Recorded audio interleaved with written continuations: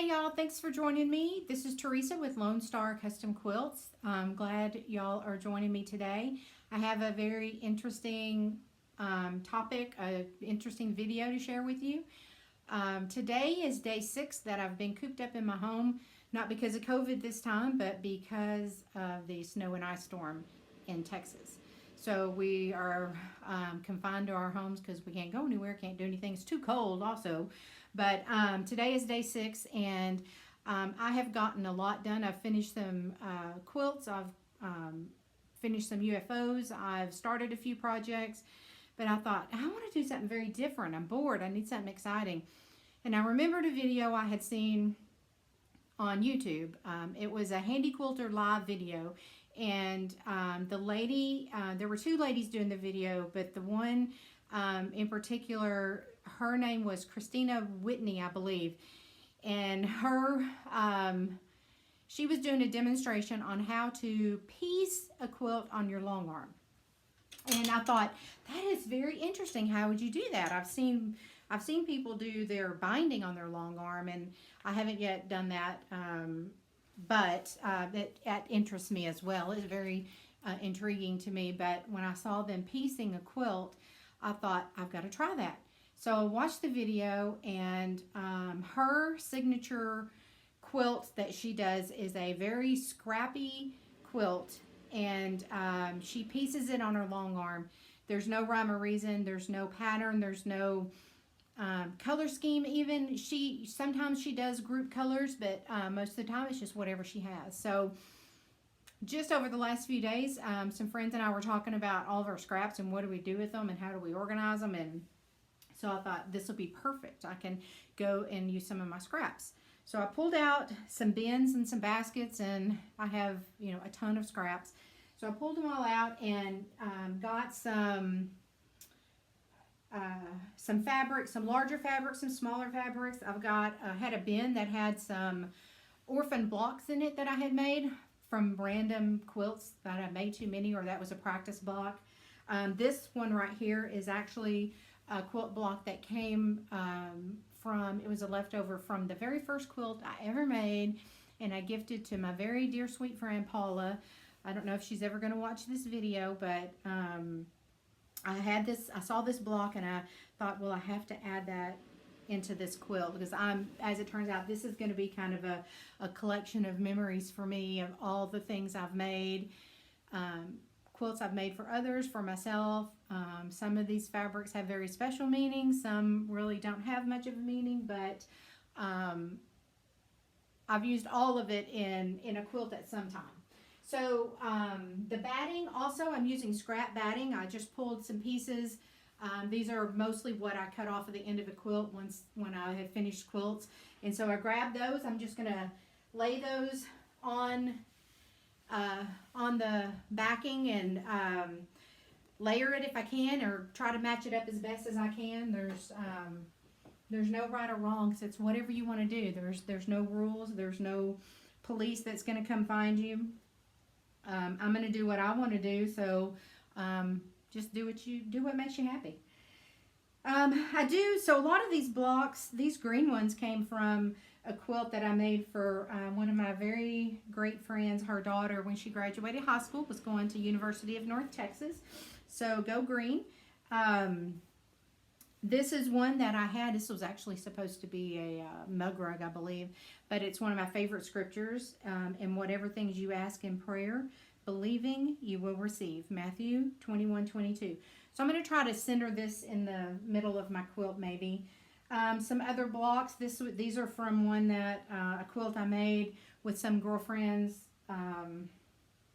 maybe a year ago, October. I don't remember. It was in 2019, I believe, or maybe early 2020 before COVID hit. This is a block that is from a quilt that I made my mother. I also made one for myself. This was one of my very favorite layer cakes ever. It's called My Favorites by Three Sisters, I believe, but it is just beautiful. Anyway, this was a block that was left over, so I'm going to incorporate that. A few more blocks that just random here and there, and I have just tons of, I'm not going to show you everything because it's really kind of scary back here, but I just have piles of fabrics that I think I'm going to use. So just a quick look at what I've got going here. Basically, I pulled backing that I had enough to just do, it's just the width of the fabric, so it's about 42 inches. And I measured out, I had 2 yards of it. So this quilt's going to be about 2 yards, a little bit less maybe. I'm also using scrap thread. So all of my bobbins that I had that left over from other quilts that I had done that I'm never going to use on anything, I'm just going to use them up. So the back's going to be very scrappy as well. Let's see.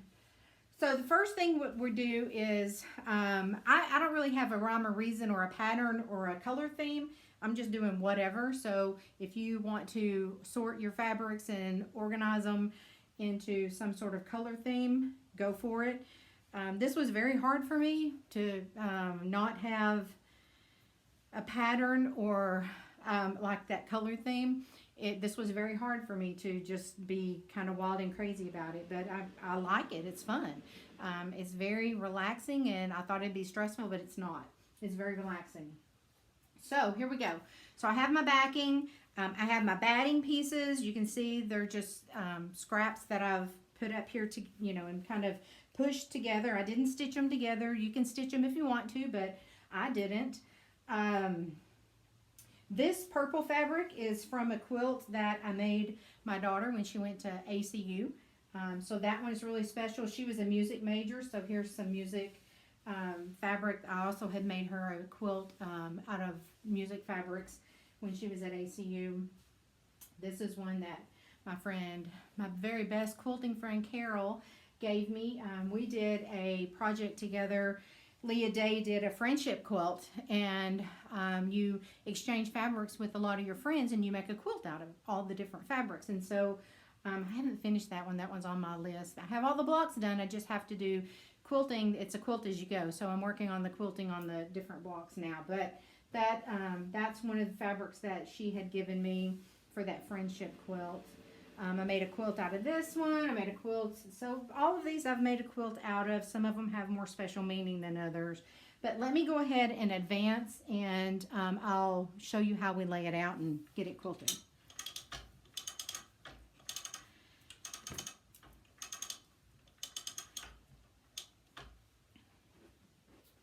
Okay, so here I'm going to stop here because I've worked on quilting part of this.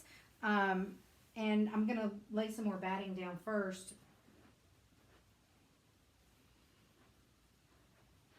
But, see, it's not perfect. It's going to overlap a little bit, but that's okay. That's all right. So some of this is already quilted down. Of course, I quilted across the top to secure it, and then down the sides as I go down the side. I'm also quilting the edges. It's raw edge, so there's,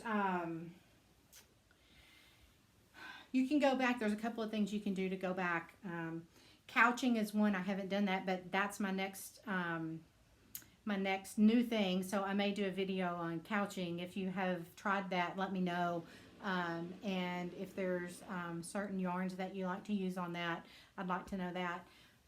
But you can use the couching to cover up your raw edges and your seams if you want to. Again, this is just very scrappy, so I'm not going to be particular about it. I've also seen where they use the chenille. I do have some chenille, so I may end up trying to use that where the seams are raw there. But let me go ahead. I am using the glide foot. I don't know if I can't see because of the light. Turn my, so you can see the spoon. I don't know if you can see the spoon. Yeah, you can. So the spoon, I'm using the spoon because it's cupped on the bottom, and it's going to go over those raw edges very easily. So that's why I'm using the spoon for that, the glide spoon. Okay, I'm going to go back up here just a little bit. I need to come down this edge.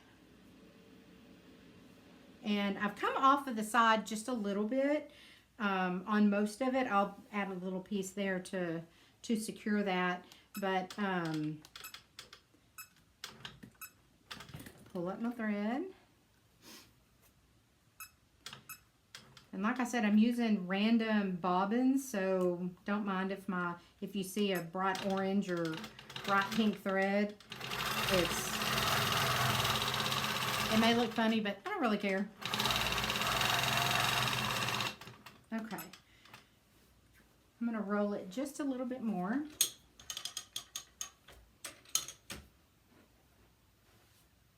Okay, so where these edges are here, where you can see the batting, I'm going to go ahead and lay some more pieces down there. And it's, again, I just have lots of random fabric that I'm going to pull over and use. These two fabrics are really special to me.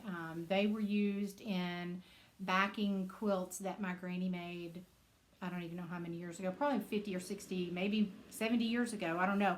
But anyway, I made those for her, so I'm going to use these in the quilt also. This is a piece that I'm actually making a quilt right now for a friend, so that's going to go in there. And I'm just going to lay a couple of pieces down. This is a piece that was used in a quilt that I made. One of my favorite people on this earth, for Sherry Matina. And I don't know if she might see this video someday, but Sherry, I'm going to put this in here just so I can always remember that quilt I made for you. Okay, so I'm just going to kind of lay that down. I'm going to put that across the majority of it. And I can always cut off the edge on what hangs over on the side. And let's see, I'm going to add this blue piece here. And overlapping, you do whatever you want to. If you want to make it symmetrical and everything lined up and perfect, do that. It's totally up to you. It's your quilt, whatever you want to do. I'm choosing not to do that right now. Let's see. So I'm just trying to grab a few pieces. All right. Make sure I got my edges covered over here. So I think I'm just going to do this one across there and cut off the excess. So as much or as little fabric as you want to put in there, go for it. There's, like I said, there's no rule. There are no rules. Okay, I'm going to add this one from my granny's quilt.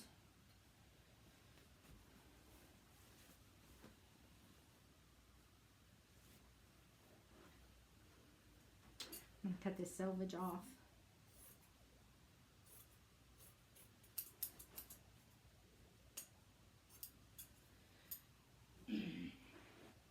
And make sure I've just got all the edges covered there.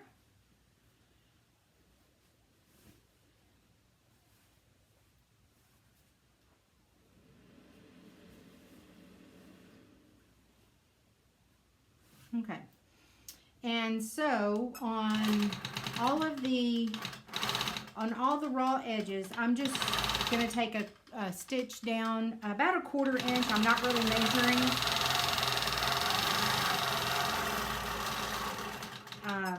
If you have one of the square feet that does your measuring for you, or if your foot is exactly 1/4 inch or whatever, the glide foot is not really a good way to measure, but again, I'm not being too picky about it because it's all pretty scrappy anyway. So I'm going to roll this just a little bit so I can go across. I'm going to go down and I'm going to go this way, and then I'll come back.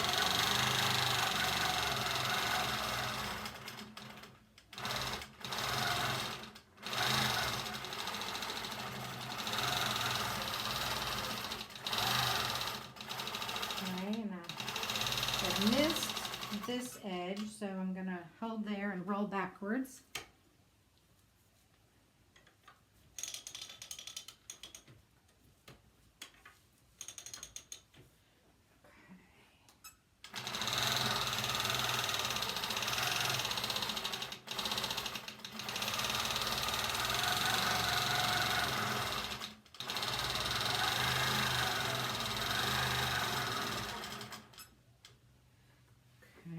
roll it back. I don't know. Do y'all find this as interesting as I do? Maybe it's just me. I don't know. I just one of the videos that I did watch, it was another YouTube channel. I don't remember who did it, but they were doing strip quilts with just long strips, and they were doing it your normal quilt as you go method, which is basically to flip it, stitch it, flip it, stitch, flip, that way. So I'm going to try one of those as well, but I just thought this was such a great way to get rid of all the scraps that I had. And since there was really no planning or organizing to it, it made it really easy for me to get started on this. Okay, so that's basically how it goes together.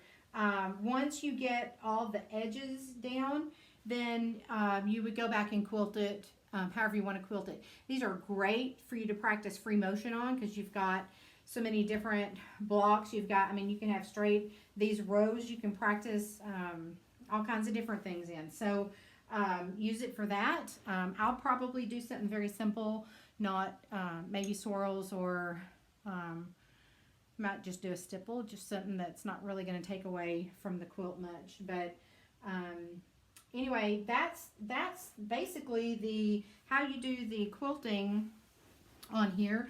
Of course, once you finish and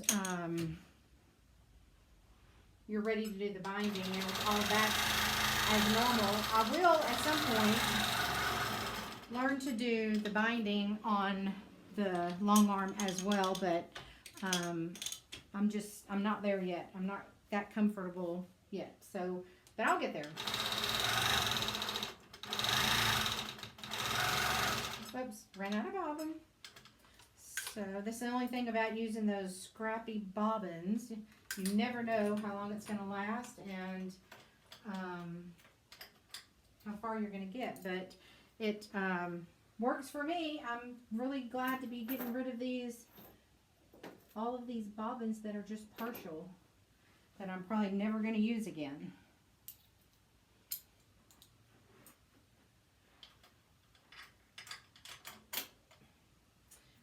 For those of you that haven't watched my videos, I am quilting on a Qnique 14 Plus. I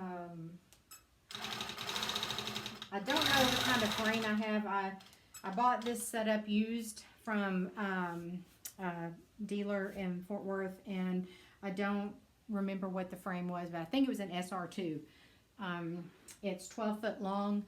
My frame literally goes from wall to wall. I'll try to get a shot in a minute of that, which is the reason why the videos that I have previous to this that I've done, I do pantographs, but I do them from the front of my machine because I can't get to the back of my machine. I have no room on the sides or no room in the back.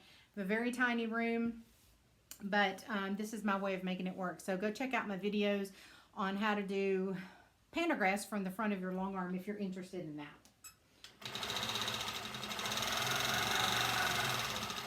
So let me know what y'all think about this method of quilting, and you think you're gonna try it or not? I'd be interested to know how it works out for you.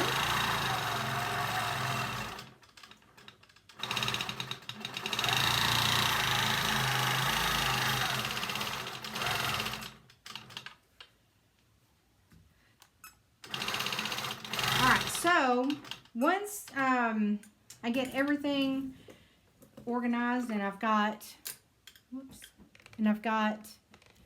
all of my fabric on there, I'll go back and do my quilting, like I said. And I think that's about it. If y'all have questions, leave questions. But again, thank you for watching. Visit my Facebook page. It's facebook.com/Lone Star Quilts.